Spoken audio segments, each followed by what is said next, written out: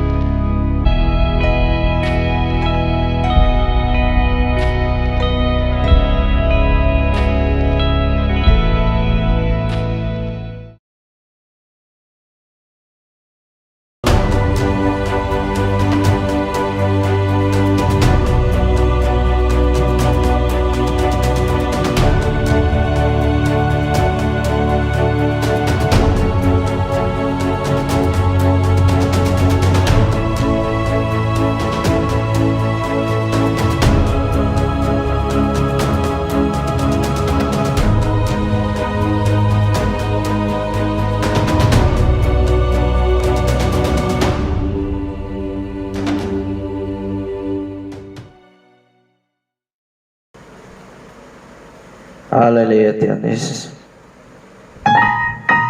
Haleluya. Kita naikkan pujian ini bersama-sama. Kasih itu sabar. Haleluya.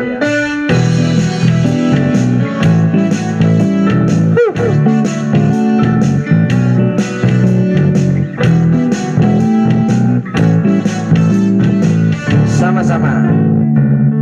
Kasih itu sabar, murah hati, lemah lembut, tak cemburu. Kasih itu memberi sukacita di hati. Kasih itu mengerti, selalu memberi, tiada mencari, lemah diri. Kasih itu memberi sukacita di hati. Haleluya. Begitu banyaknya cerita tentang kasih-Nya yang sempurna. Marilah kita memberi dunia teladan Kristus di dalam kita. La la la la. Du du du du du du du du du du du du du du du du du du du. Kasih itu sabar.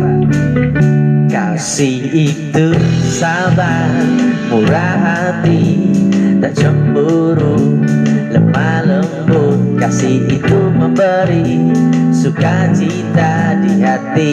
Haleluya.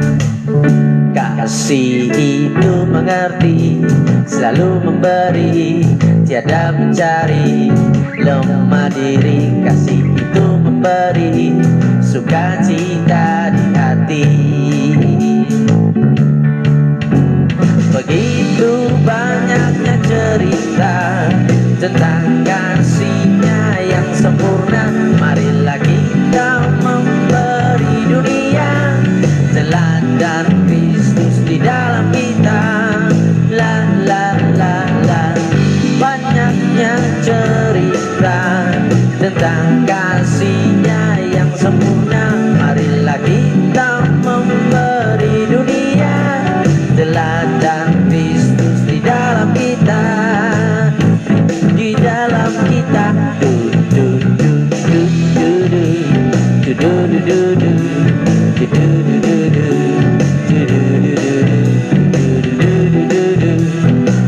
du du du. Kasih itu sabar, kasih itu sabar, murah hati, lemah lembut, tak cemburu.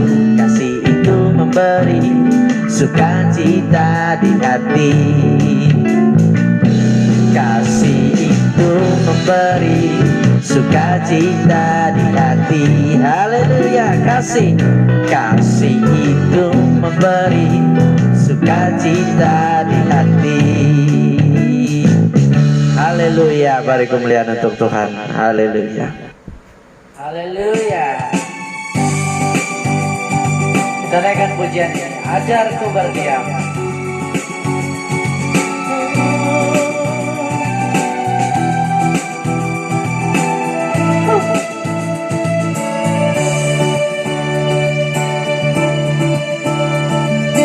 Ajarku berdiam, dekati hatimu. Di saat kau berpaling, temukan cintamu. Di sana kau menanti untuk bawaku lagi bersekutu dalam damai yang sejati.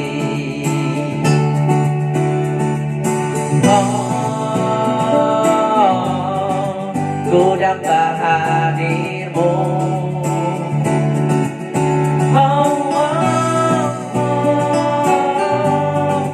Inilah rinduku, hidupku, hidupku hanya untukmu. Haleluya. Segenap hatiku kagum akan kebaikanmu, dan nafasku menceritakan kasih-Mu, agar ku berdiam dekat di hati-Mu. Haleluya.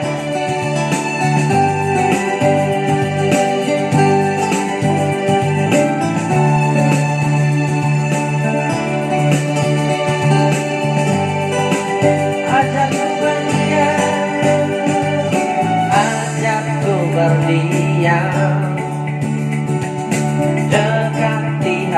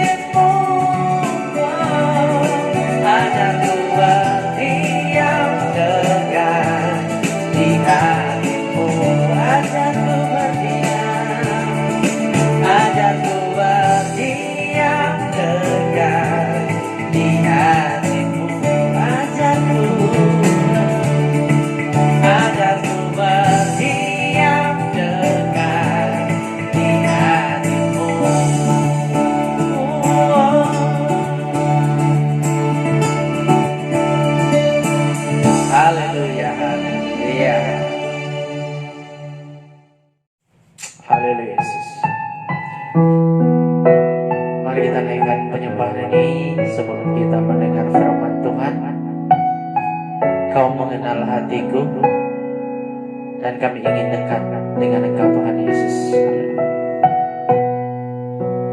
Hanya dekat kasih-Mu Bapa, jiwaku pun tentram. Engkau menerimaku dengan sepenuhnya, walau dunia melihat rupa, namun Kau memandangku sampai ke kedalaman hatiku. Tuhan inilah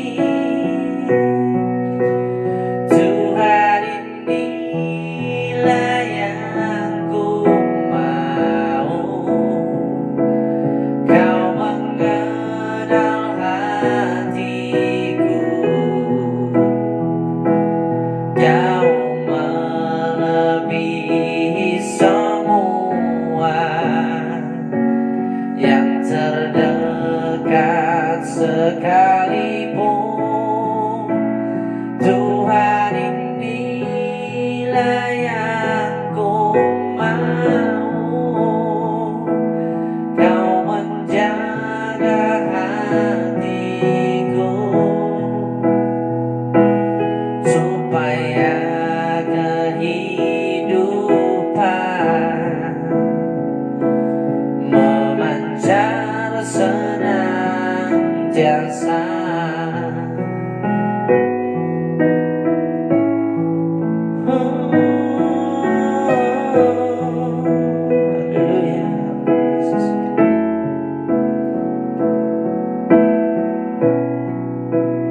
Hanya dekat kasih-Mu Bapa,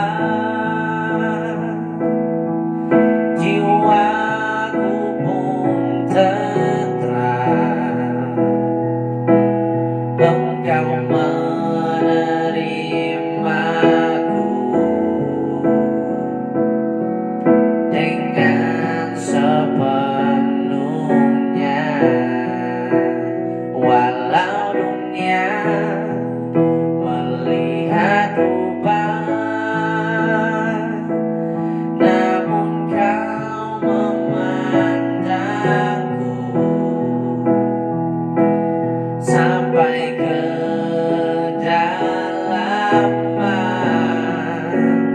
hatiku. Tuhan inilah yang ku mau. Tuhan inilah yang ku mau. Kau mengenal hatiku, jauh melebihi semua yang terdekat sekalipun. Tuhan inilah yang ku mau. Kau menjaga hatiku supaya kehidupan memancar senantiasa, supaya kehidupan memancar senantiasa.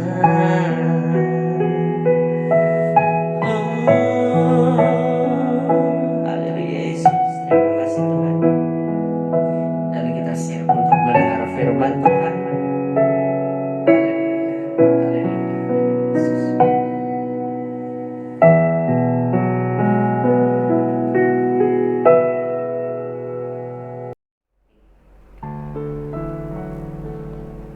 Salam damai dalam nama Tuhan kita Yesus Kristus. Sebelum saya kongsikan firman Tuhan hari ini melalui ibadah secara online untuk minggu ini, mari kita tunduk kepala, kita berdoa, dan saya pimpin dalam suara kedengaran. Bapa di surga, kami datang di hadapan-Mu bersyukur dan memuji nama Tuhan buat kebaikan, kemurahan-Mu telah memberkati, memimpin hidup kami 6 hari yang sudah berlalu, sehingga pada hari ini kami dapat lagi bersama-sama untuk duduk bersama-sama untuk belajar firman-Mu sebagai makanan rohani dan pelajaran kami lewat ibadah kami secara online pada hari ini. Terima kasih, perkenankan hamba-Mu supaya dapat menyampaikan firman-Mu, menjelaskan firman-Mu sesuai dengan panggilan rencana Tuhan, kehendak-Mu buat hidup kami sebagai jemaat-Mu di tempat ini. Berkati seluruh jemaat-Mu yang dapat mendengarkan firman ini supaya kami semua diberikan hikmat, kebijaksanaan, pertolongan daripada kuasa Roh Kudus, supaya kami sama-sama dapat mengerti firman-Mu sebagai firman yang hidup, kebenaran, yaitu Yesus Kristus yang Kau karuniakan kepada kami sebagai umat-umat-Mu. Saya berdoa masa yang kami guna pakai, bahkan dimanapun anak-anak Tuhan, jemaat-Mu mendengarkan firman ini, Tuhan berkati dan beri kami kemampuan dan kedamaian supaya kami boleh belajar bersama-sama untuk firman-Mu. Ampunilah kami dari segala perbuatan, pelanggaran dosa kami yang kami telah lakukan secara tidak sadar, yang boleh menghalang pekerjaan kuasa Roh Kudus untuk kami, sehingga kami tidak dapat mengerti firman. Ampuni kami dan kuduskan hidup, pikiran, hati, dan seluruh hidup kami persembahkan kepada Tuhan sebagai persembahan yang hidup, yang menyenangkan hati Tuhan. Terima kasih Bapa, ini doa kami di dalam nama Tuhan kami Yesus Kristus kami berdoa. Amin. Sekali lagi salam damai dalam nama Tuhan kita Yesus Kristus. Kita sangat memuji dan bersyukur kepada Tuhan. Terima kasih buat mereka yang telah mengandalkan puji-pujian pada minggu ini. Tuhan memberkati pelayanan kita bersama-sama. Kita langsung saja kepada firman Tuhan dalam Kolose 3 ayat 15.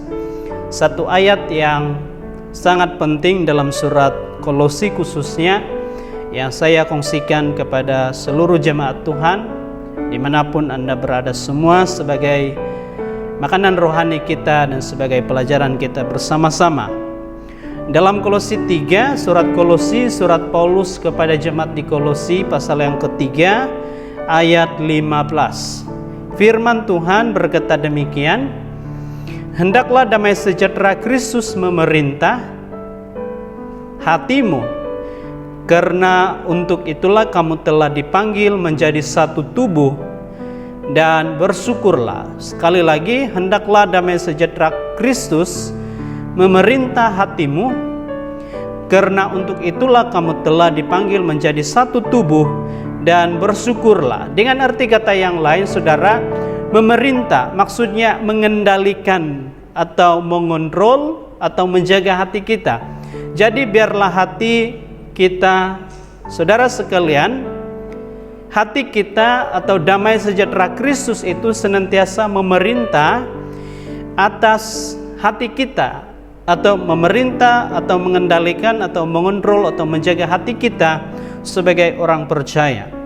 Saudara yang dikasihi oleh Tuhan, berdasarkan ayat ini, satu ayat yang saya telah baca sebentar tadi, maka pada pagi hari ini sebagai pelajaran dan makanan rohani kita bersama-sama dan sebagai renungan kita bersama-sama, maka saya membawa kita melihat dan berpikir tentang satu tema firman Tuhan yang saya pikir sangat penting kita praktikkan dalam kehidupan kita sebagai orang-orang percaya, khususnya di masa-masa kini, di mana kita seringkali diganggu dengan situasi keadaan yang sedang terjadi dalam kehidupan kita, dan boleh saja membuat kita tidak damai, tidak tentram, gelisah, ketakutan, cemas, dan sebagainya.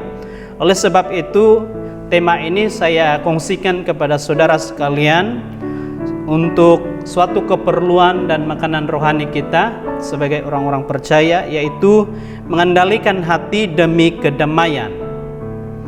Saudara yang dikasihi oleh Tuhan, kita perlu kendalikan hati kita. Kita perlu menjaga hati kita demi untuk kedamaian. Dengan arti kata yang lain, kita perlu menempatkan damai sejahtera Kristus dalam hati kita, dalam pikiran kita sebagai orang-orang percaya, demi untuk kita mengalami damai sejahtera dan damai di hadapan Tuhan. Nah, secara singkat saudara, dalam Kolose 3 ayat 12-17, dan secara khusus pada hari ini ayat yang kita telah baca tadi, yaitu ayat 15, sebenarnya ini merupakan bahagian daripada teks keseluruhan Kolose 3 yang berbicara tentang manusia baru. Jadi Kolose 3 ini, saudara yang dikasihi oleh Tuhan, berbicara tentang manusia baru, di mana Rasul Paulus mengajak, membawa saya dan saudara dan seluruh jemaat Tuhan untuk mematikan, khususnya jemaat Kristen yang ada di Kolose pada waktu itu. Rasul Paulus mengajak umat Kristen pada waktu itu untuk mematikan segala sesuatu yang duniawi dan menanggalkan manusia lama dengan perbuatan-perbuatan yang lahiriah.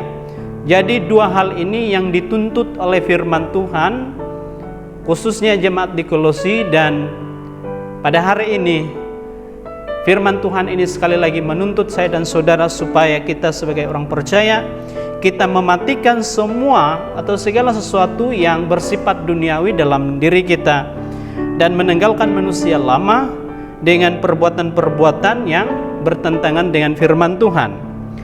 Nah, sebelum saya kongsikan beberapa perkara yang penting pada hari ini, yaitu bagaimana damai sejahtera Kristus mendiami hati saya dan saudara sekalian, maka sebelum itu saya perlu jelaskan beberapa alasan penulisan surat Kolose terlebih dahulu. Nah, berikut ini adalah beberapa alasan menurut Paulus sehingga dia membuat satu keputusan dan menulis surat Kolose ini kepada jemaat yang ada di Kolose. Yang pertama saudara, sebab adanya ajaran yang salah dari para guru-guru palsu. Ini alasan yang pertama. Yang kedua, ada ajaran gnostik. Gnostik ini maksudnya yaitu ajaran yang mengajarkan bahwa segala sesuatu berpusat pada ilmu pengetahuan secara duniawi.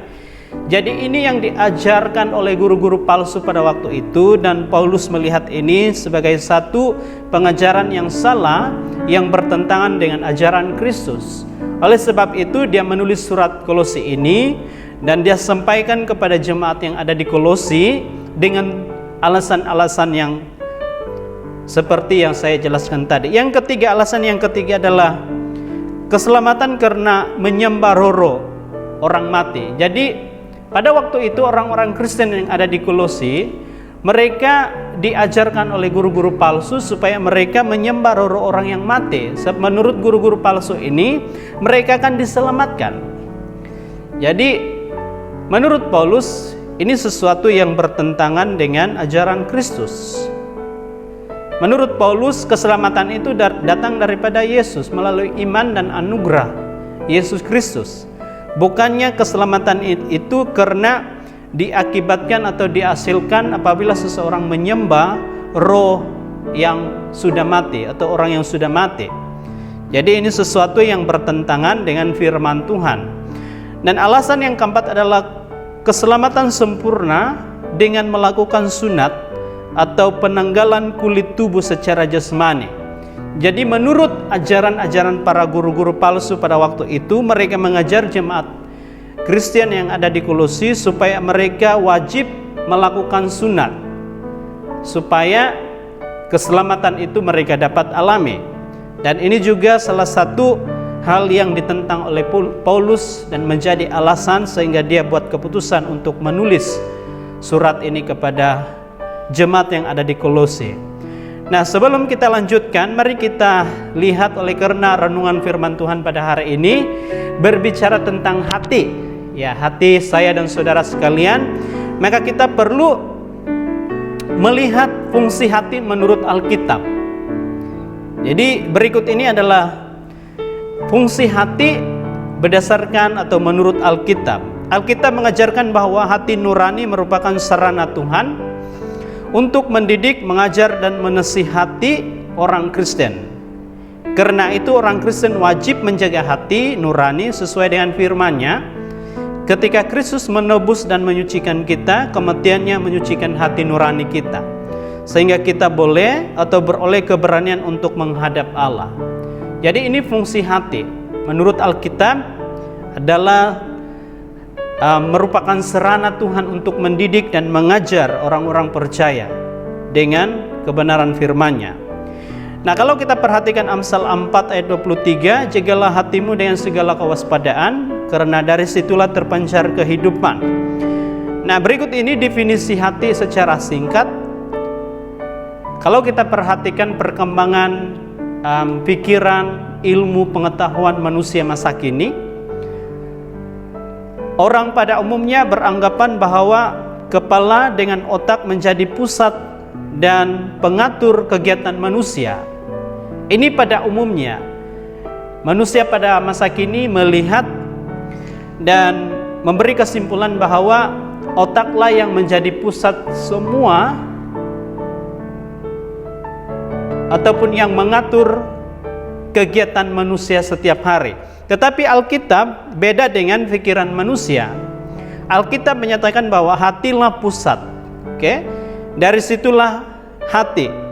Dari situlah, yaitu dari hati terpancar kehidupan. Dan kita boleh bandingkan dalam Lukas 6 ayat 45. Secara Alkitab, hati dapat dilihat sebagai berisi seluruh pikiran, perasaan, dan kehendak seseorang. Amsal 4 ayat 23. Jagalah hatimu dengan segala kewaspadaan, karena dari situlah terpancar kehidupan. Nah, ini yang perlu kita perhatikan sebagai orang percaya. Hati adalah pusat intelek atau pikiran orang sedar. Contohnya, orang sedar atau insaf akan sesuatu di dalam hati mereka, berdoa dalam hati, merenungkan dalam hati, menyimpan firman Tuhan atau firman Allah di dalam hati, merencanakan sesuatu di dalam hati, menyimpan kata-kata dalam hati, berpikir dalam hati, ragu dalam hati, percaya dalam hati, dan menyanyi dalam hati. Semua kegiatan hati itu terutama adalah hal-hal yang menyangkut pikiran. Jadi Alkitab menjelaskan bahwa hati adalah pusat utama untuk merancang dan untuk manusia membuat keputusan melalui pikiran. Hati adalah pusat perasaan. Yang tadi hati adalah pusat intelek atau pikiran. Sekarang ini hati adalah pusat perasaan.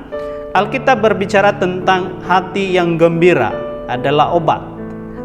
Hati yang mengasihi, hati yang takut, hati yang berani, hati yang bertobat, hati yang khawatir, hati yang marah, hati yang hidup kembali, hati yang menderita, hati yang senang, hati yang berduka, dan lain macam sebagainya. Semuanya berpusat daripada hati. Jadi sebagai orang percaya kita perlu mengerti bahwa hati adalah pusat dari segala dan keseluruhan kehidupan seseorang. Akhirnya hati adalah pusat kehendak manusia. Kita membaca dalam Alkitab mengenai hati yang keras, yang menolak untuk melakukan perintah. Jadi semua yang diputuskan oleh manusia itu semuanya berpusat daripada hati. Hati yang tunduk kepada Allah, hati yang berniat melakukan sesuatu, hati yang dengan setia mencari Tuhan, hati yang mengambil keputusan, hati yang rindu menerima dari Tuhan, hati yang terarah kepada hukum-hukum Allah. Semuanya berpusat dari hati. Nah, saudara yang dikasihi oleh Tuhan, pertanyaannya bagaimana supaya damai sejahtera Kristus tetap ada dalam hati kita. Jadi ada 3, bahkan ada beberapa poin yang saya kongsikan kepada saudara sekalian sebagai pelajaran kita bersama-sama lewat firman Tuhan hari ini. Bagaimana agar atau supaya damai Kristus, damai sejahtera Kristus Yesus tetap ada dalam hati kita atau tetap mendiami dalam hati saya dan saudara sebagai orang percaya. Yang pertama, mengendalikan hati dengan sukacita. Saudara yang dikasihi oleh Tuhan, kita perlu kendalikan hati kita dengan sukacita, dengan cara bersukacita. Memang sungguh pun kalau kita lihat keadaan sekarang ini, kita secara jujur mengakui bahwa hati kita tidak tentram, tidak tenang, gelisah dan sebagainya, cemas, ketakutan dan sebagainya. Oleh karena situasi yang sedang terjadi di masa kini, apatah lagi melalui wabak yang sedang menyerang kita sebagai orang percaya, menyerang kita secara jasmani, maka hal ini secara jujur kita perlu mengakui bahwa ini membuatkan hati kita ketakutan, gelisah, cemas dan sebagainya. Tetapi sebagai orang Kristen, sebagai orang percaya, saudara yang dikasihi oleh Tuhan, bagaimana agar atau supaya damai sejahtera Kristus itu tetap ada dalam hati saya dan saudara? Kita perlu kendalikan hati kita dengan sukacita. Firman Tuhan berkata, bersukacitalah senantiasa, sebab itulah yang dikehendaki oleh Allah. Sekali lagi, ku katakan bersukacitalah. Jadi kita ada komitmen, dan inilah komitmen dan tanggung jawab saya dan saudara sebagai orang percaya. Kita harus mengendalikan hati kita dengan sukacita. Amin. Walaupun pada dasarnya memang hati kita pada dasarnya dan secara jujur kita perlu mengakui bahwa hati kita sedang berada dalam keadaan cemas dan gelisah, ketakutan. Tetapi sebagai orang percaya, tujuannya supaya agar kita mengalami damai sejahtera Kristus sentiasa dalam hati dan pikiran kita, dalam hidup kita, maka kita perlu mengendalikan hati kita dengan sukacita. Bersukacitalah senantiasa, kata Tuhan. Amin. Yang kedua, saudara,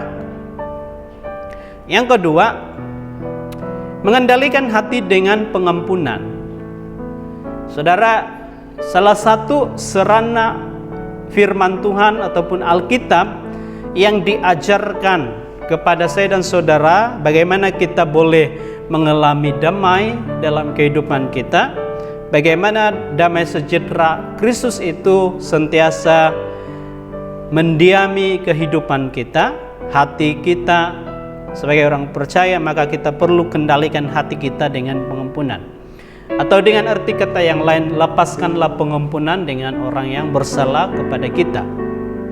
Jangan tunggu mereka datang mengampuni atau minta maaf. Tetapi kita sebagai orang percaya, walaupun mungkin kata-kata mereka menyakitkan kita, ataupun mungkin ada tindakan-tindakan yang mereka buat yang boleh membuat kita merasa tidak puas hati dan sebagainya, tidak senang dan sebagainya, marah, dan akhirnya kita mungkin ada rencana untuk membenci dengan mereka, maka semua hal-hal ini kita perlu lepaskan dengan cara hanya melepaskan pengampunan dengan orang yang bersalah kepada kita, supaya damai sejahtera Allah ada di dalam kehidupan kita senantiasa sebagai orang percaya.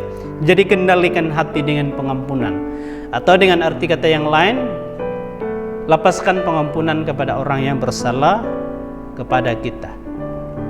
Yang ketiga, saudara, sebelum itu mengampuni berarti melepaskan, melupakan dan melemparkan dan membuang. Jadi apa yang kita sudah buang, apa yang kita sudah lepaskan, apa yang kita sudah lupakan itu jangan diingat lagi. Apa yang kita sudah lepaskan jangan ambil lagi. Apa yang kita sudah buang, apa yang sudah kita lemparkan itu jangan diambil lagi. Dengan arti kata yang lain, pada waktu kita mengampuni, jangan lagi kita mengingati kesalahan orang lain. Sebab itu ajaran firman Tuhan untuk saya dan saudara. Yang ketiga, saudara, bagaimana damai sejahtera Allah itu atau Kristus itu tetap dalam hati kita. Yang ketiga di sini mengendalikan hati dengan kesabaran. Saudara, saya dan saudara perlu ada kesabaran, hati yang sabar.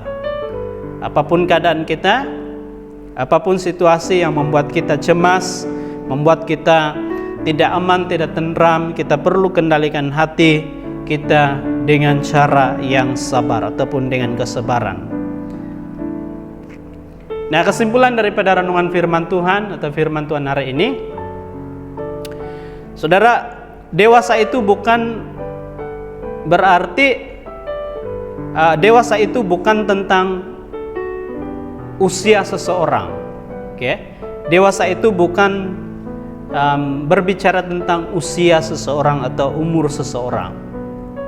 Tetapi dewasa itu sebenarnya berbicara tentang apabila saya dan saudara dapat mengontrol, dapat mengendalikan, dapat bertanggung jawab atas diri kita sendiri dan kepada orang lain juga. Itu maksudnya bertanggung jawab ataupun dewasa di sini. Jadi kita perlu menjadi dewasa sebagai orang percaya.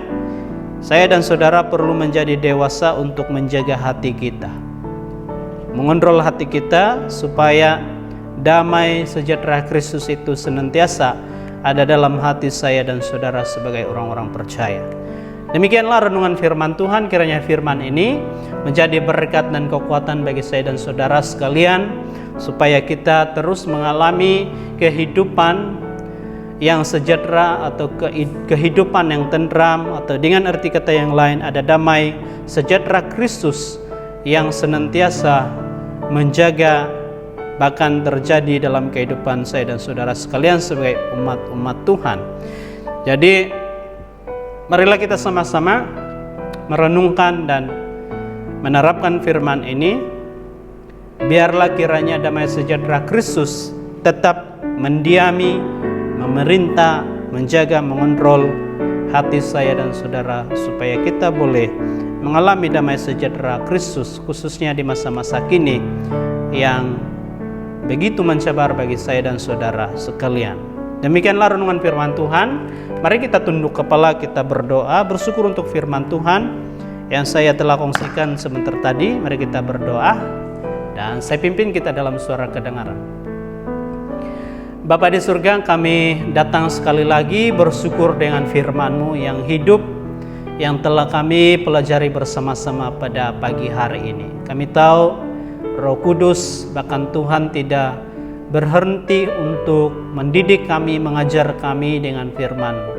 Teristimewa pada pagi hari ini kami boleh bersama-sama merenungkan, belajar bersama-sama firman-Mu, di mana kami harus menjaga hati kami, bahkan mengontrol hati kami, supaya damai sejahtera Kristus senantiasa ada dalam hati kami, untuk kekuatan kami, untuk semangat kami, untuk meneruskan kehidupan kami. Sungguh pun kami berada dalam situasi dan keadaan yang sangat mencabar bagi hidup kami sebagai orang percaya. Tolong kami Tuhan, dan kiranya kuasa Roh Kudus terus menghibur kami dan memberikan damai sejahtera lewat firman-Mu yang telah kami pelajari pada hari ini. Berkati seluruh jemaat-Mu yang ada di tempat ini, yang ada di gereja ini, mereka yang sudah mendengarkan firman-Mu, mereka yang sudah duduk bersama-sama untuk menikmati berkat firman-Mu pada pagi hari ini. Kuasa Roh Kudus akan terus menjelaskan dan menolong kami supaya kami boleh mempraktikkan firman-Mu sebagai firman yang hidup, yang boleh menolong hidup kami sebagai orang-orang percaya. Terima kasih Bapa, kami terima firman-Mu pada hari ini. Dengan ucapan syukur kami menjadi berkat dan kekuatan iman kami sebagai orang-orang percaya, supaya hidup kami terus mengalami damai sejahtera daripada Tuhan sendiri. Di dalam nama Tuhan kami Yesus Kristus kami sudah berdoa. Amin. Terima kasih untuk perhatian kita bersama firman Tuhan. Tuhan memberkati, dan kita ketemu lagi di masa akan datang. Tuhan memberkati.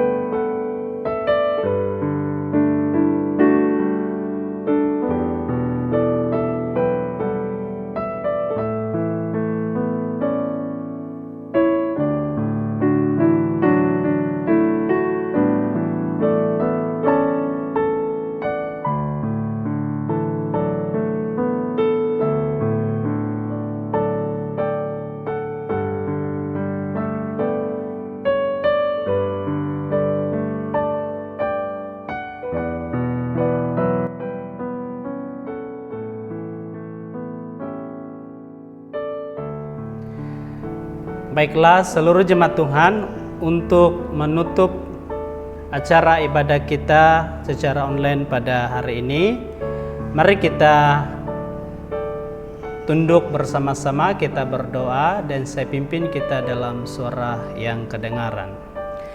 Bapa di surga, kami bersyukur kepada Tuhan dan sangat memuji, meninggikan nama Tuhan sebab hari ini kami pun telah selesai melaksanakan dan mengikuti acara ibadah kami secara online untuk minggu ini. Kami bersyukur buat puji-pujian, penyembahan, dan teristimewa firman Tuhan yang telah kami pelajari pada pagi hari ini. Biarlah semuanya itu dapat memuliakan nama Tuhan, membesarkan nama Tuhan, kerajaan-Mu di muka bumi ini, terutama sekali dalam sidang ini. Bapa di surga, saya mau berdoa supaya semua anak-anak Tuhan yang telah pun terlibat dalam pelayanan hari ini, kiranya Tuhan memberkati, dan kami percaya, kami klaim firman-Mu bahwa jerih payah mereka tidak pernah menjadi sia-sia sesuai dengan kebenaran firman-Mu. Demikian pun saya mau berdoa untuk seluruh jemaat-Mu yang telah pun setia mengikuti ibadah ini, bahkan mereka yang tidak dapat bersama-sama dengan kami berdoa. Saya mau berdoa Tuhan berkat penyertaan, berkat sukacita, damai sejahtera, dan kiranya Tuhan terus melindungi dan memberkati seluruh jemaat-Mu di sidang ini, dimanapun mereka berada, dimanapun kami berada.